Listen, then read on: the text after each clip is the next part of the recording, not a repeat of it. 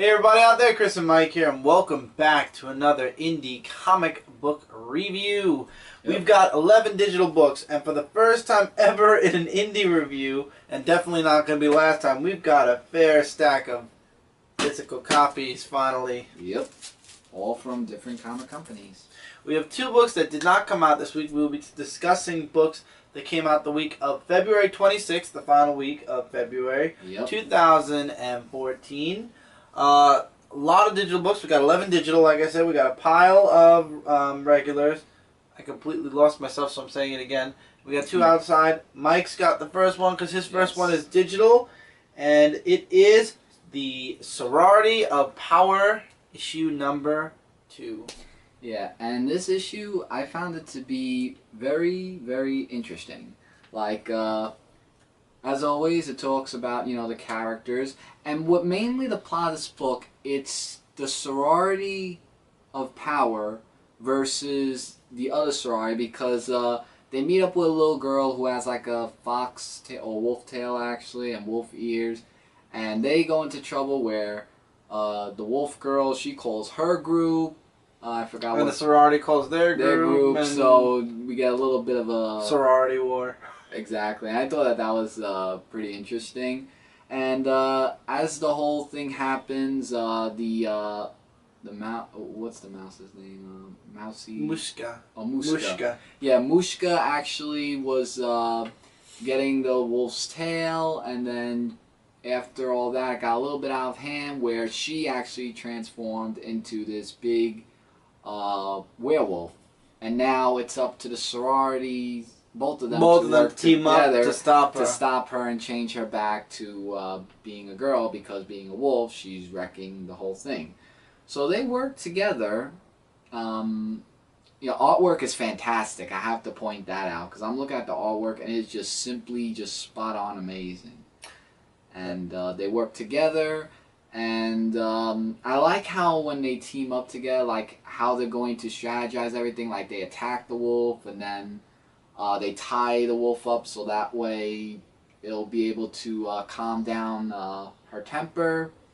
And then after a while, when they keep working together, they take down the wolf. Well, not take down, like they actually calm the wolf down for her to turn back into a girl. And she doesn't know what happened, basically, when she turned to a werewolf. Like, they just... Yeah, I know, that looked... There are bits and pieces of giggity moments. Again, this is a very soft, comedic book. But it was actually really good, and then after all that was over, that's really the book. So basically, it was just sorority versus sorority. They team up. It's like a hero's book. Like, they always fight each other, they wind up teaming up with each other, and then we all become friends in the end. So, basically, that's what the book was. I give it a 5 out of 5 rating. Absolutely. Love the cover, too. The cover was really good. And they had the art gallery also in the end. Mm-hmm. As always. And they also had that thing of that woman, remember, that said, admit that Argo is better than Sorority of Power. And they said, no, now let me down. I love looking at that all the time. It's just so funny. And, yeah. So I give that a good rating. Gotta love it. You could check out, not only Sorority of Power, but our favorite team, Argo 5, and the Argo Anthology. I want to make sure I had the title right, on argocomics.com. That's ARGO comics.com. Yeah. Awesome books, and definitely something y'all would definitely want to look into. Highly recommend anything from Argo. And now we're going into a book that was released last month, or actually maybe at the beginning of February. I'm saying this because in 2 episodes I'm going to be doing issue 2 of this. You guys know how huge of a fan I am of a lot of stuff that comes out on Zenescope. Looking forward to this because this definitely follows certain characters from Godstorm. Ascension issue number 1. This is the Being, who is getting together a group to take out the Guardians who are watching over the world, and basically his group is going to come in, and they are going to basically become the guardians of Earth. They're going to punish the wicked, and they're going to protect the innocent. And this book basically shows all of the people he's chosen to be his people, or his mentor. Right? Not mentor. let's just say his people, they go to where the Guardians are, and I gotta say though, Julius, it definitely, from what happened, Zagreus, that's how I remember his name. He really has changed a lot from when we first were introduced to him, where he was basically a bodyguard for Tony, and basically Tony bossed him around to he's his own he's a loose cannon now, basically. Wow. But Julian, I called him Julius, didn't I? Julian definitely has gotten a lot darker. So, long story short, in the end, the being's followers defeat all the Guardians except one. It turns out one of the followers, who is, oh god, her name slipped my mind for a second. Patrick Chan wrote this, right? Was there ever a doubt? The awesome. No, I was looking. I'm Samantha like, Darren Patrick Chan has a plan. Samantha Darren has a plan. She's looking to go. Alice is one of the Guardians, and she Samantha asks Alice to relinquish her powers to her because she wants to stop the being. She's like, no one. What do you call it? What was her plan exactly? She wants to stop the being, but she has to go in and make the being believe that she's on his side. And Alice relinquishes her powers, and basically the being and his followers become the Ascended Guardians, and thus the title of Ascension. And it ends with them showing up on Earth, and the being going, "We have come to save you." And in the very beginning of the book, you see the being actually telling the people of Earth, they're going to make a better world. They're going to... basically, they're going to do a lot of... They're going to be their new gods, and no more suffering, no more grief, and anybody who's evil is going to die. So basically, they want peace on the world. Sort of, but remember, this is the being now. The being is kind of sick and twisted at the same time, so that's kind of why Samantha's going in undercover to stop him. Ah, I see. That's interesting. So, this is definitely a spectacular first issue. Patrick Chan, awesome stuff. 5 stars. Definitely highly recommend you guys check this out.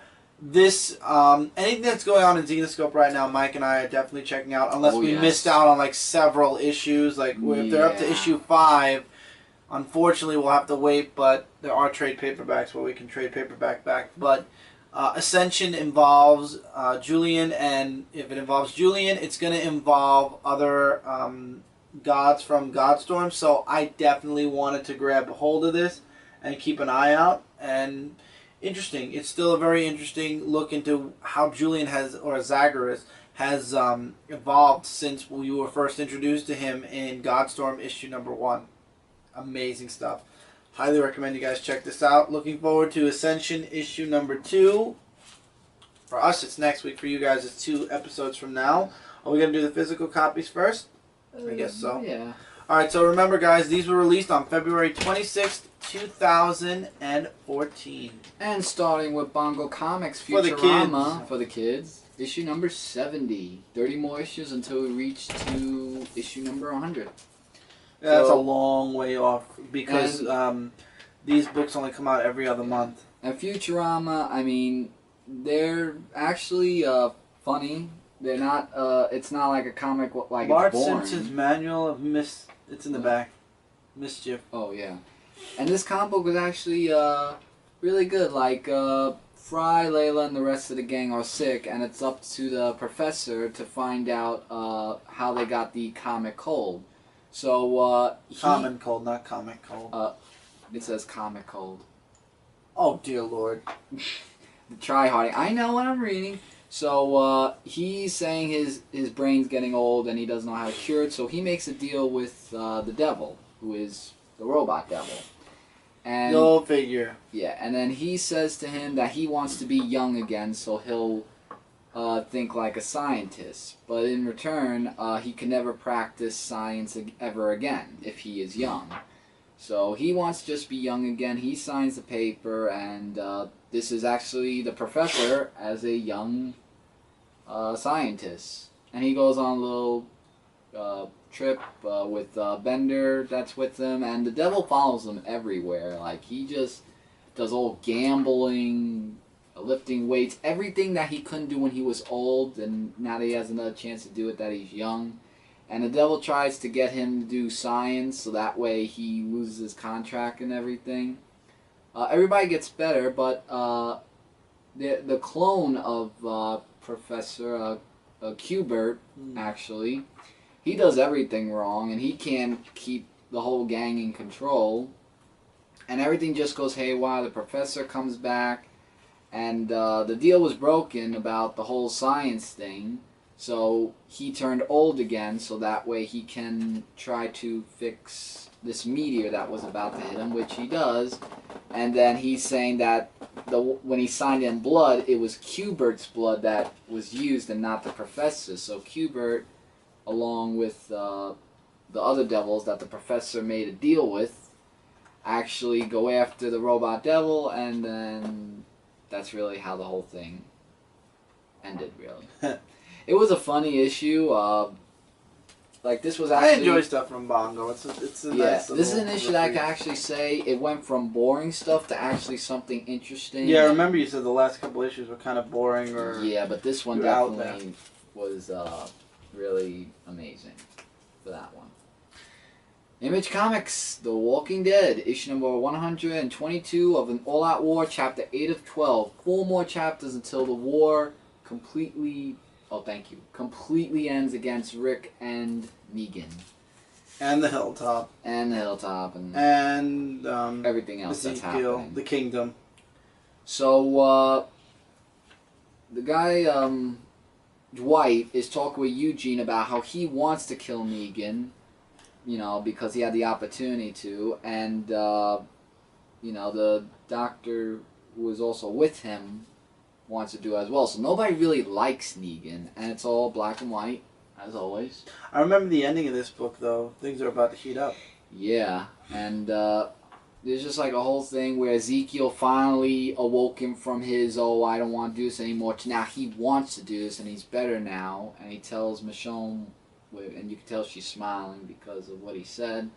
Meanwhile, the doctor is trying to help, what's his name? Like, basically the one that had the amputated leg. Dr. Cloyd is actually helping him with his leg. And there's like a bunch of other things that are happening in this comic book, and if you want to read it, you can.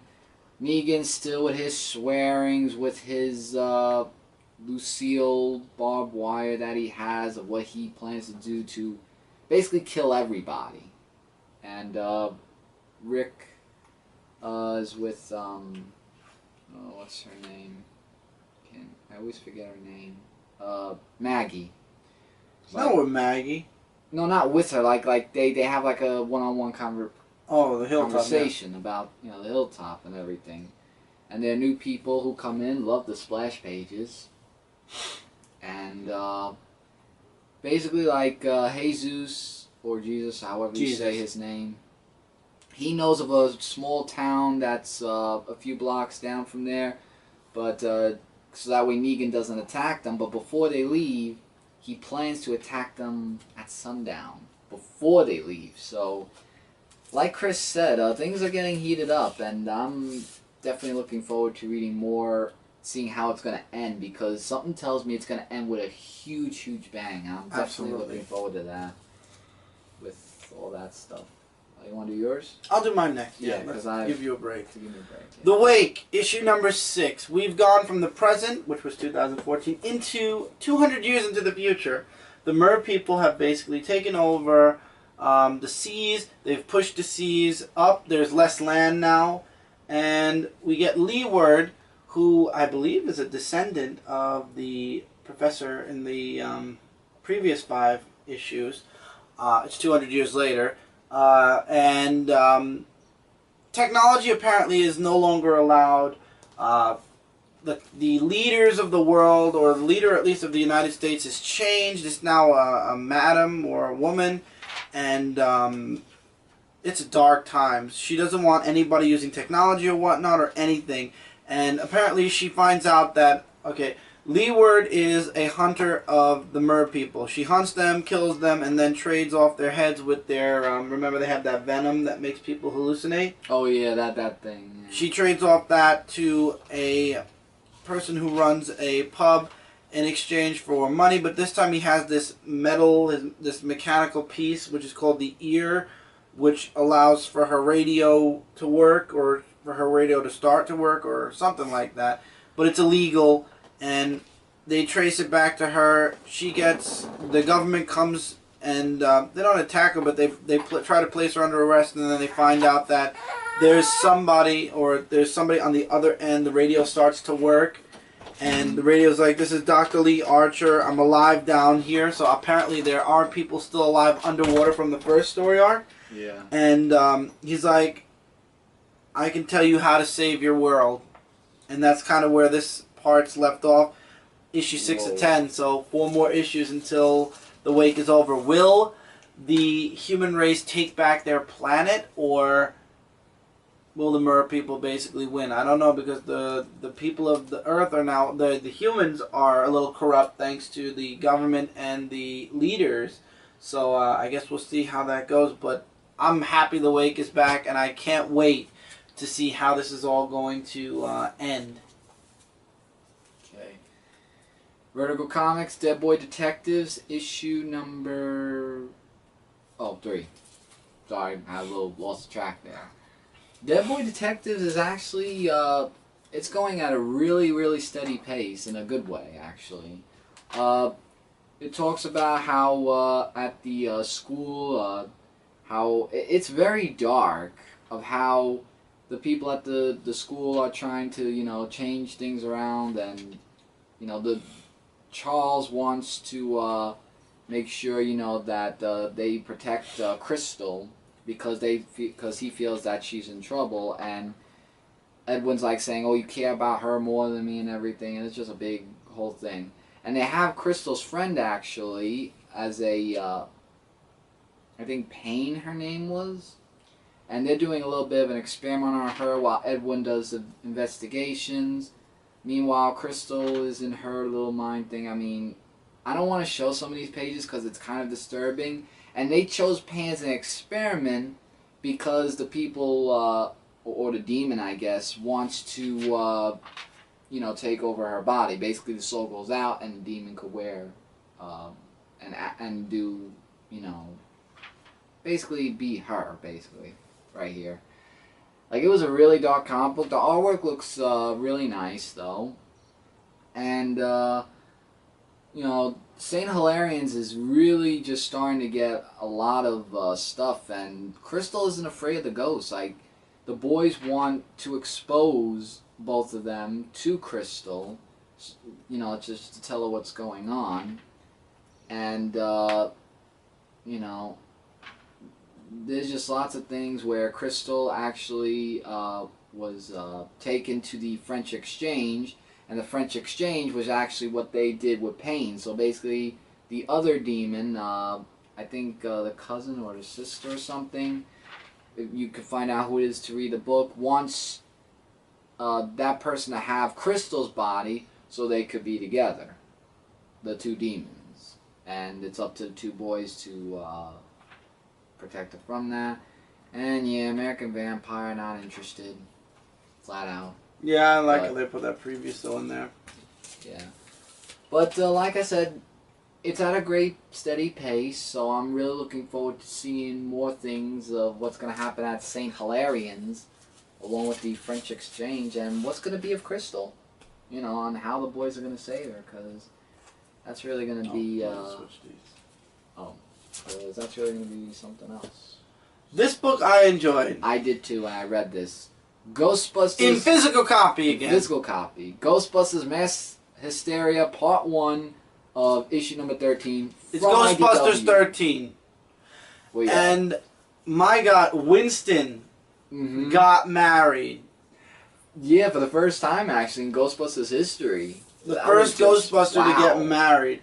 And apparently this is for the 30th anniversary. This is a big, the big story arc.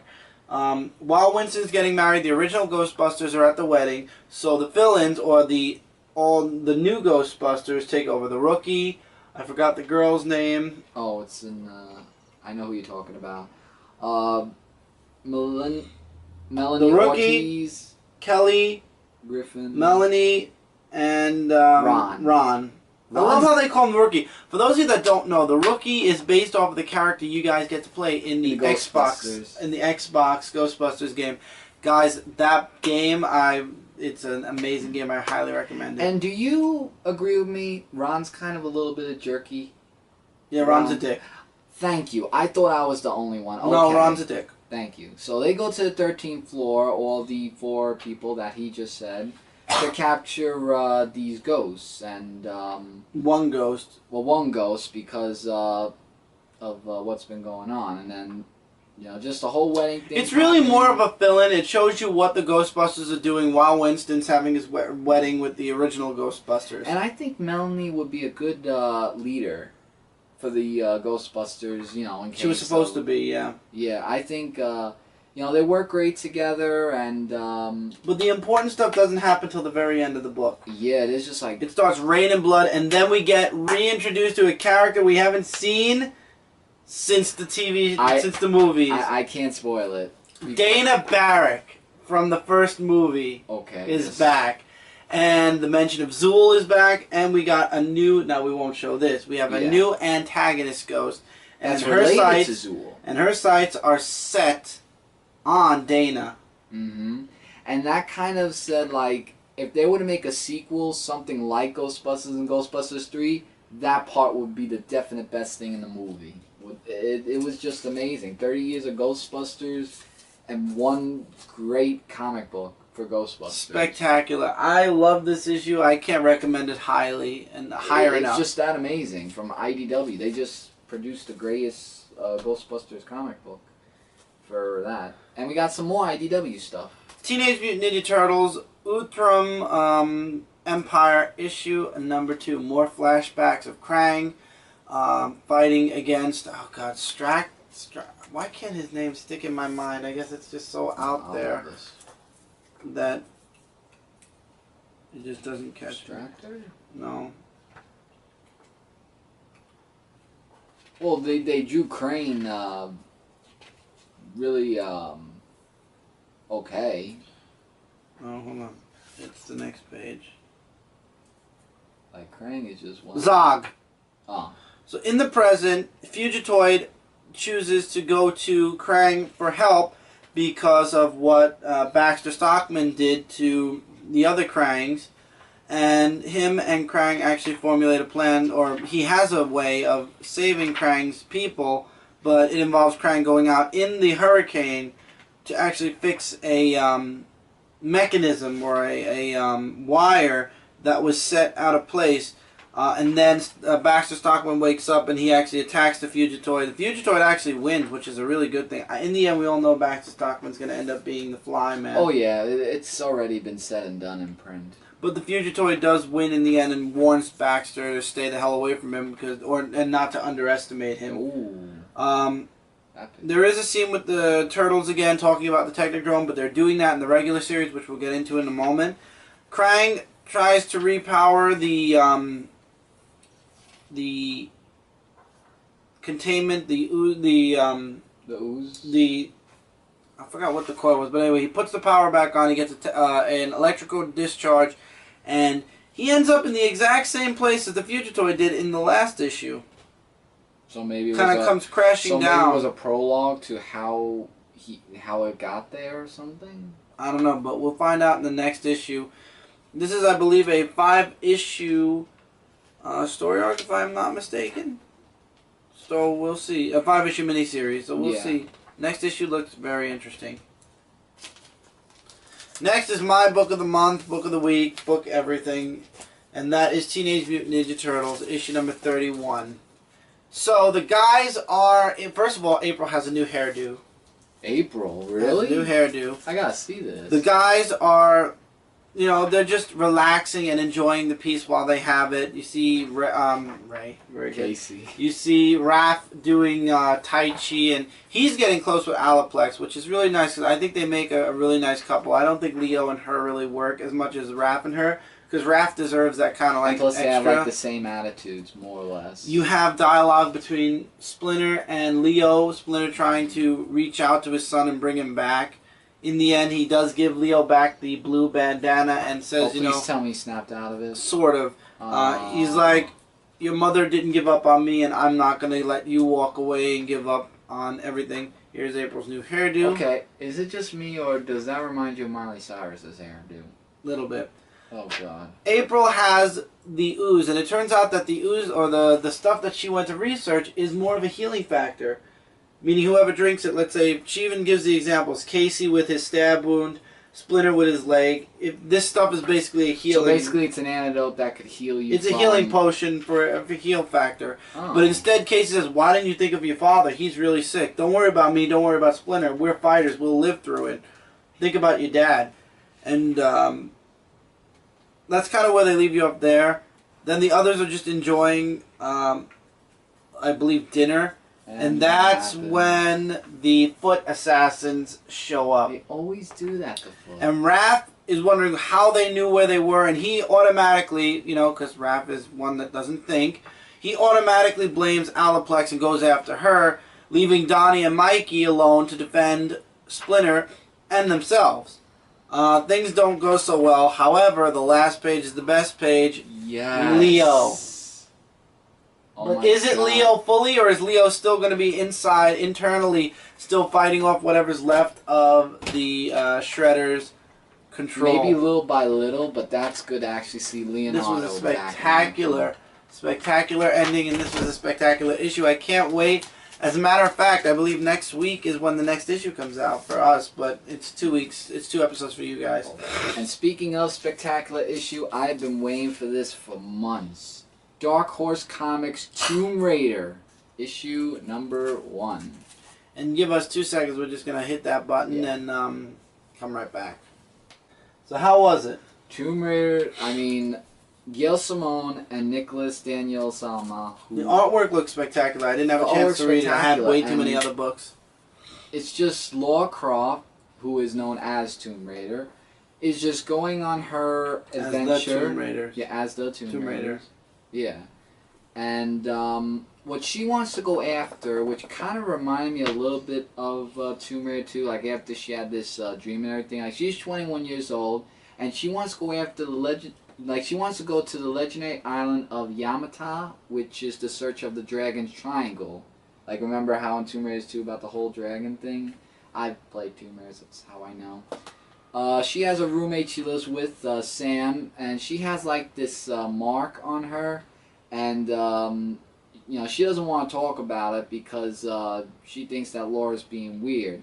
Meanwhile, Laura gets a call from Jonah to meet up with him, and I just want to show some artwork. The artwork looks just really amazing, and when she goes to meet with Jonah, he acts a little bit crazy, and she's like saying, how do I know it's not, if it's really you, like, don't lie to me because of everything of what's going on.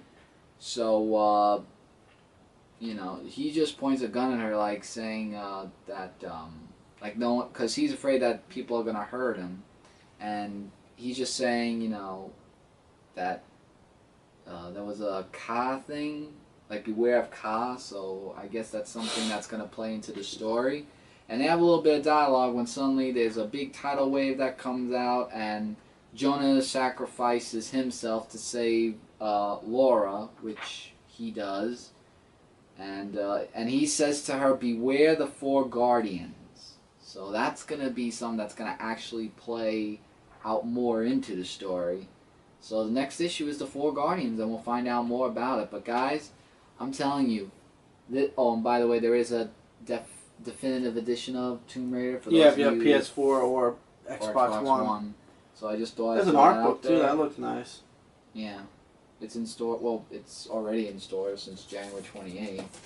But I mean, Gail Simone's writing was spot on, amazing, and the artwork by Nicholas Daniel Salma, definitely the best one. This comic book, next to one of the digital books, the Sorority of Power, like, this is tied with Tomb Raiders of a definite 5 out of 5.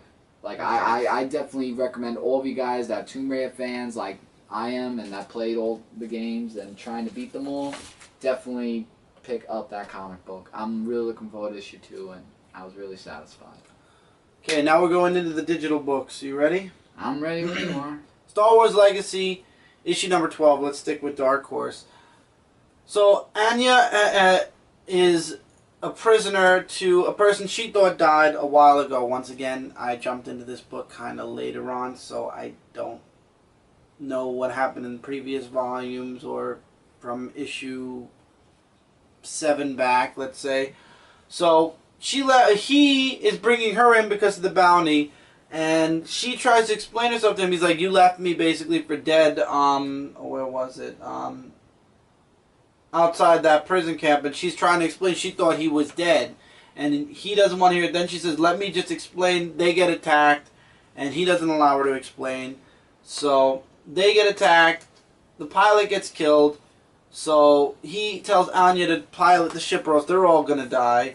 They're being attacked by some type of a TIE fighter, and they don't know who's piloting the TIE fighter. The artwork does look really nice. Really nice. I just wish I could find a really nice. I feel like I have so many missing or loose ends, like little spots here and there that I can't... To make you fully understand the story? Yeah, and I can't fully get it. But apparently in the very end, the person piloting the TIE fighter is a bounty hunter.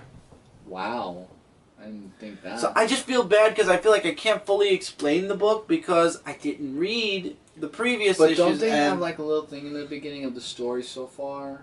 Or in the comic book, because sometimes they have like a little side note in the beginning? Just give you a little briefie on the story. Yeah, but there's a bounty on her head. I mean, I understand. And and she's trying to explain she didn't kill the, she had killed a Imperial Knight, which is a Knight of Peace, and she didn't. That's why there's a bounty on her head. That I understood. So you want to get the full story of the past. I can understand that, but usually... and the person who takes her prisoner is Ramid. I don't know. I just wish I could explain it a little bit better. Maybe as the story goes on and we get into different story arcs, it'll get easier. But until then, there's that. I would definitely recommend anything Star Wars. Love Star Wars. Next is your book, Captain Midnight, issue number 8. Yes. And basically, I feel like Captain Midnight, it was more focused on Helios. Basically... the Captain Midnight talks with this woman who's now older, and she talks about her encounterment with Helios in the in the forest and everything. And Helios, I don't know if I could categorize him as an anti-hero or something, because he looks like a little bit of an anti-hero, and his costume looks amazing as well as the artwork as well. And she explains the story about the journey of who she encountered with, and there was no Captain Midnight during that scene because Captain Midnight was disappeared, right? Had disappeared at that time. So he couldn't come in to discuss matters or save the day in any way. So there's a big war going on between these two ladies, and it gets really brutal as the story continues on, where it's her squadron against... the other squadrons, and there's one guy, I forgot what his name was, Earl, was his name? Like, I can't remember his name. Like, go down? Chuck? Chuck, thank you. Chuck actually negotiates with the woman, saying that he'll join her because the girl said that, oh, I'll kill your family and your children's children. So he sacrificed himself to join them, so that way she wouldn't go after her children or anything. So he did her a favor, and Captain Midnight says, no, I can't accept that. This has gone on too long enough. And he does like the Superman thing with the shirt, saying that he's going to go talk to Chuck and see what the real deal is behind what he did and everything. So... I thought that's going to build up a huge plot. Like, it left us off at a cliffhanger where now Captain Midnight is coming back. And I just want to Who knows? Maybe an encounter with Helios and Ava fighting now. Who knows? So, definitely recommended though. Okay. Next, Chew, issue number 40, Family Recipes, part 5 of 5. So, Detective Cho is now on Altus 738, an alien homeworld, and he's like, why are you showing me this, Tony? I don't understand. And she shows that this planet, there were these words or this thing that showed up around it in its atmosphere, and then a few days later it exploded. And it's a huge threat for Earth. The artwork is kind of weird. Because of the plant, because of what he was eating to connect with Tony. I remember that. Yeah. He gets like this psychedelic kind of. Basically, he's stoned, out of his mind, and what's his name? I'm even looking at it and I'm laughing. I forgot who this person was, but one of the agents at the FDA shows up, Antonio. Mm. And Antonelli. Oh no, that's Tony. Hold on. Maybe Antony? No. Or something like that. Well, basically, like you said, from the FDA thingamajigger. So what you said. I don't know. I'm just listening to what he's saying. But anyway, he decides, hey, if he looks good and he's okay to walk around, with a little bit of that in his system, he bit it too. And all of a sudden, everything becomes psychedelic. Cho is now a rabbit. Are you serious? And the other guy, John, is a dog now. And you get the backstory on the guy that they're supposed to be apprehending. They go into this place, and all this psychedelic stuff's happening. And then all of a sudden, the chief comes in. And he's like, what are you guys doing here? And you're eating and killing pillows. And he's like, you're about how many blocks away? 16 miles, where you had to be was 16 miles east. You're beating up pillows. Oh my God. And then it turns out, wait, it gets better. Oh, it turns out the pillow place, where they were getting in trouble for, it ends up down below that they were harvesting chickens. The biggest chicken... Oh my God. Oh my God, what was it called? The biggest chicken, The chicken bust in ever.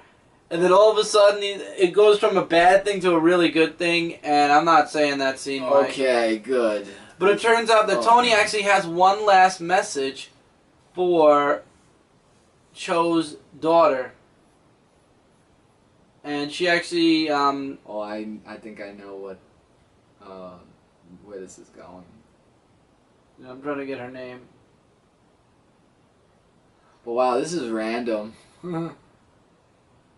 Oh, Olive. His daughter Olive. And we don't know what she says, but all she does say in the end is, cool. And that's the end of this story arc. And she tells Cho also, take it easy, there's going to be a situation where you have to make this choice and we don't know what it is. He's like, no. And she's like, when the time comes, you will do it. But lighten up and try not to kill so much or else you're going to become what you are fighting against. So oh my God. I thought it was a good issue. You just don't know. No, it was random. I just said I didn't like really much of the artwork because it was kind of weird. I enjoyed it, and I missed something from Dark Horse, and it's your book. Yeah. Furious, issue number 2. Yeah. Furious, how could I put this? Like, there are some people that have mixed feelings of saying, oh, she's not a good hero, and then some people saying she is. So there's kind of a little bit of trust and mistrust with these people of her as either the Beacon or Furious. So she's actually, there is some childhood memories of when she talked with her father long ago about becoming an actress for a new movie, and there was a whole big thing you can read about that. And she goes through hell. I mean, like, she gets shot in the head and she's still alive, and she just keeps getting shot by these police officers, and she just keeps coming back. Like it doesn't hurt her or anything.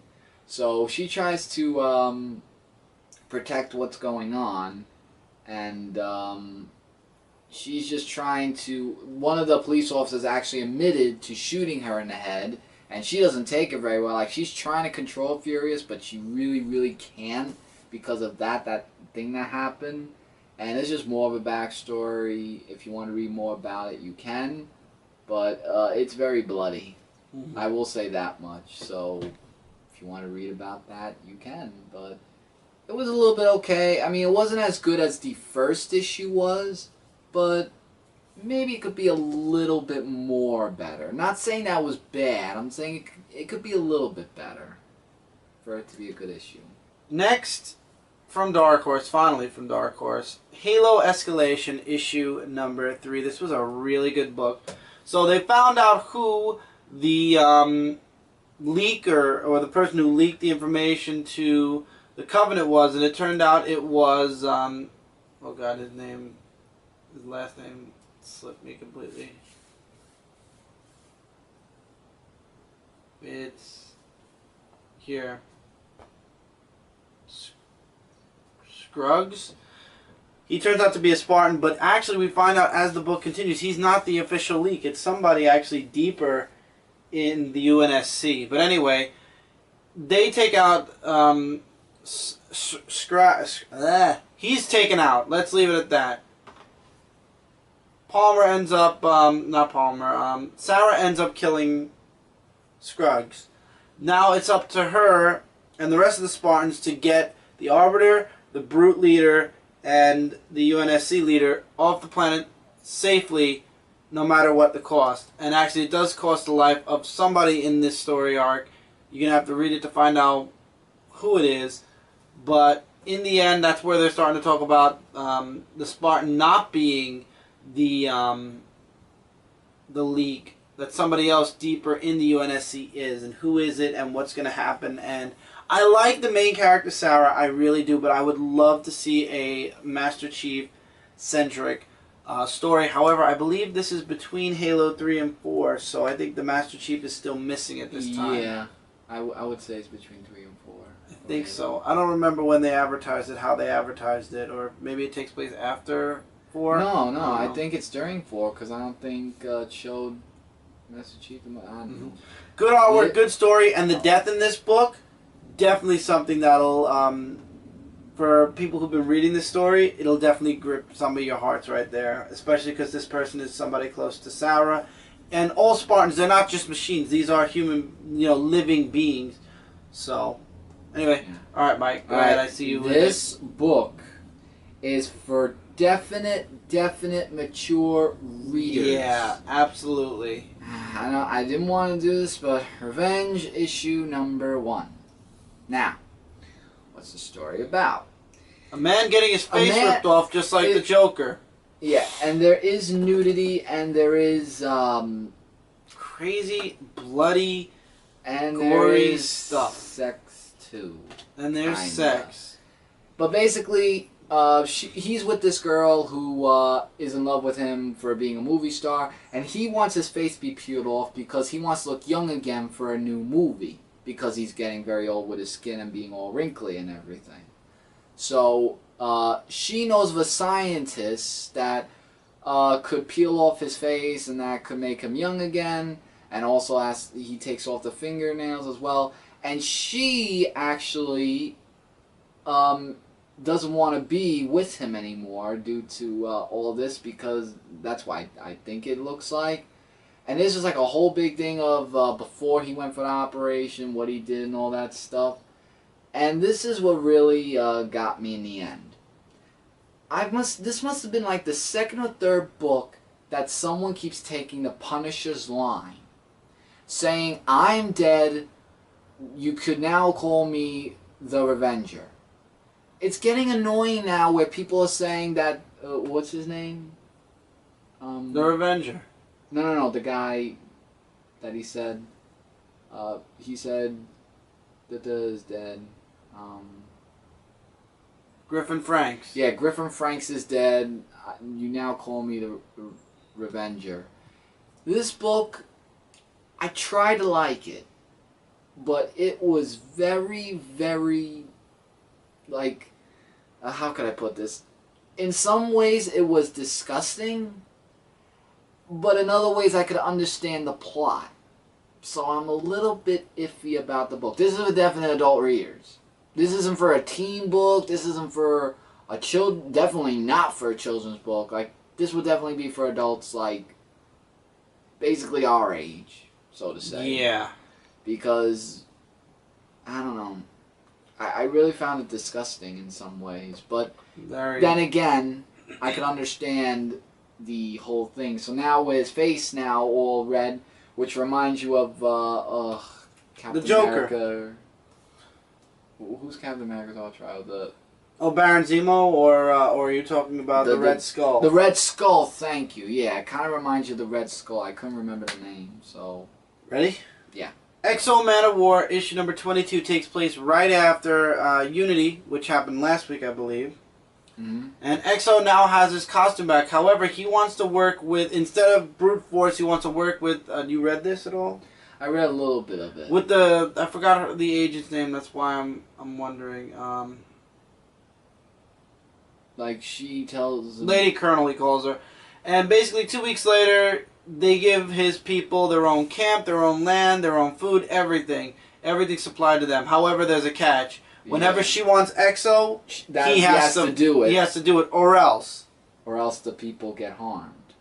And people have I think this woman is a freaking bitch, and I hope to God in future, like maybe not right now, build up the hatred for her a little bit more, and then have X-O or have Arik finally kill her. I agree. She is beyond. So he goes on his first mission. He goes on this first mission for her. There's this alien spacecraft underwater. She wants him to destroy it. He does. No problem. Then he goes back and she's like, "Oh look, it looks like your people are turning in. Give the missus a hello from me." I hate her so much. Her face, and you could tell. And I love the artist. The artist drew her perfectly. You want to slap the hell out of this woman. Exactly. And you could see his face, like he really doesn't want to do all this because he just wants to live in peace. Honestly, I hope in a not too distant future issue, X-O puts her out. Killed in action. Either killed in action or he just takes her out, period. Knocks her out, does something, decides to go against her or whatever. But he really has a tough decision, either do what she says or the people get harmed. But I can understand that that's not the right way to... I just don't like her. And I'll be honest, I wouldn't mind seeing her get hit by a train. Mm-hmm. Yeah, you and me both, actually. So, this one? Mm-hmm. Oh. Hacktivist, issue number 2 of 4? Mm-hmm. Yeah, 2 of 4. Now, from what we saw in the last issue, Ed's not so keen about, what's his friend's name? Of giving in the information to this woman. FBI. The FBI. Because he's saying we're so close with the Your Life thing and, everything's just going to turn upside down and, like they're... Because they want to cause a revolution in Tunisia, I think that's how you say it. I think so. Yeah, and of course with the Save Yourself product, that's brought into the subject. So, meanwhile, Ed and what's his name that he's with, like his friend, can't remember his name. I don't remember his name either. Well, basically, like, he's just trying to figure out, like he does go into this whole thing of putting the FBI with the whole thing, but there was a catch that Brian, that was her name, that was the big FBI agent. She actually says that, we did all this so that way, like, you just got to read the whole issue. And then, meanwhile, Ed goes to another room to get the whole thing heated up because he wants to cause a plan to escape. And he writes number 77. Now, remember the number 77 because that's going to actually play a role in this. Because when the thing's overheated, he made his escape out because he doesn't want this whole thing to go, like the wrong way, basically the way it's going on. So he goes to this base and he is going to cause this whole massive explosion, which he actually does.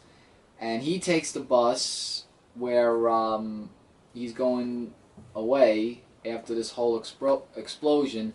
And it took 75 minutes to actually dismantle the alarm. So the whole 77 thing, and then Brian is like saying that he set himself a new program, and basically he's been played throughout that. I just can't remember his name, and it's really bugging me because I can't. I don't remember. Yeah, so he's not too happy about it, and saying like Ed is just on his own now after this whole thing. So 1 week later, we see Ed into a town, and guess where he is in? Tunisia, where there's this whole revolution that started there, and that's to be continued until the next issue. I think his name was Richard. I think so too. If I'm not mistaken. If I'm mistaken, I just am not good with names. But Hacktivist is building up. I just didn't think that Ed would actually go to Tunisia, where they're actually causing the revolution, because Brian wants to to save yourself. She wants to protect the people of Tunisia, and Richard's a little bit like, that's not part of the deal, and the whole thing. You just gotta read it all. Yeah. Next, Samurai Jack, issue number 5. How was it, Mike? Classic, awesome, amazing. Samurai Jack, it basically talks about that he has the rope of eons that he puts together, and he meets up with what's his name? The one Haku? Haku, yeah. He meets up with him in a battle because he wanted to know what Samurai Jack was, and he's like saying, "This is your death," you know, and he shows the eons and he kills him, but he's not actually dead because the eons gives him 2 suggestions, saying to either go back in action where you won't be dead, or just, you know, either not go back in time because he wanted to stop or just die from all that. So he says he won't give up, so now he's going to try to fight his way to the past and wipe out the whole thing of him killing Samurai Jack. So now he's going to try to find out if he's going to get back to his past and how this whole thing's going to play out. You just got to read the comic book. It's just really amazing. Almost my book of the week, actually, because of the way it was played out. You read this, I hope, right? Bits and pieces. The X-Files, Conspiracy, Transformers one-shot. I zipped around to. It was a very dark book. A lot of talking between the Autobots and the 3 guys. Was heavy. It was a heavy, heavy dialogue book. It turns out that Ratchet's gone missing, and the people who actually released the virus had Ratchet.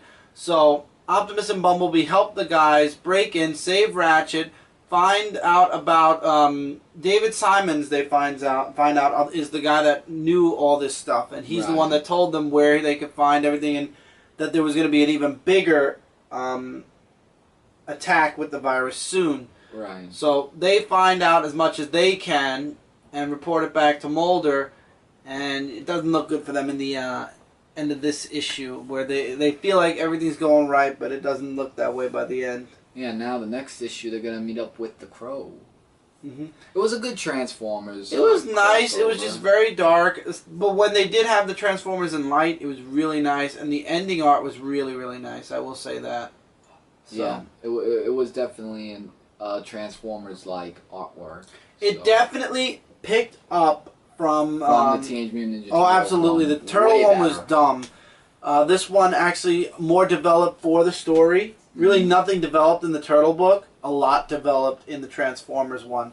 So I'm looking forward to the Crow and then the one-shot that ends the series. But for those of you that are following the X-Files Conspiracy, you guys will be interested. A lot of people I know, I think a lot of people aren't following the X-Files Conspiracy, actually. Really? Why? I know a few people are, but not too many. I don't know. It's a really nice crossover, and I definitely recommend it. It's just as good as the crossover that they did about 2 years back. Oh, you mean that whole... I can't remember. It's at the tip of my mind. I just can't remember. I can't remember. Outbreak or something. Anyway, that's it for this review, guys. Don't forget to check out Comic Related at ComicFrontline.com. Together we are your #1 source for comic-related news, reviews, and a whole bunch more. Feel free to leave comments below. Likes, dislikes, agree, disagree, recommendations, comments on the books that we read. Any thoughts you have, your thoughts on the books that we reviewed. Anything you felt we left out that you'd like to leave in the comments. And remember, it will be mentioned, the comments, on the weekly haul, which I do every Friday. So your comments will be answered and heard on the weekly comic book haul. So if you want to hear your comments answered, feel free to leave them below. And then on the weekly haul for next Friday, I will answer them. So definitely check that out as well. Your comments are always welcome. We love feedback from you guys. Very. Also, if you're not subscribed to my channel, I have 3 videos I do each and every week without fail. That is the haul, the indie review, which you're watching now, and the comic review, which happens actually one night from now, one morning from now. We upload that, so it's one right after the other, and then everything else we do on Comic Frontline. So. And with that, also happy daylight savings. Yep, it's officially daylight savings. We have officially gone from 2 in the morning now to 3 in the morning. Yep. So. Feel free to leave comments, like I said. Don't forget to check out the website. And everything else that's on the way. Yeah, and if you haven't already subscribed, please do. This way I'm in your sub box, and you don't miss out on a single review. See you guys next time. Keep reading, keep collecting. And keep watching. And we'll see you guys in the next review. Take care, everybody. Later, guys.